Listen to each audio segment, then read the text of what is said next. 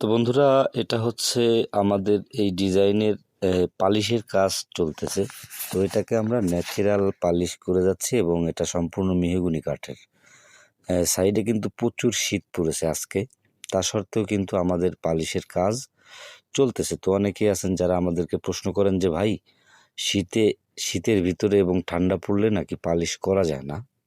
তো অবশ্যই করা যাবে যদি আপনার মাল মেডিসিন ভালো হয় এবং আপনার সাইড থেকে ঠান্ডা বাতাস না আসে, সেই ক্ষেত্রে আপনিও করতে পারবেন। এই যে দেখুন, আজকে কিন্তু প্রচুর পরিমাণে শীত পড়েছে, তার ভিতরেও আমাদের ন্যাচারাল পালিশ কিন্তু হয়ে গেছে।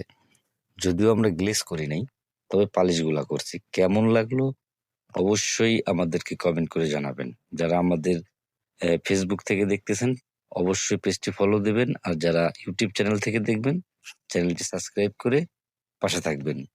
ধন্যবাদ সকলের জন্য, ভালোবাসা রইল।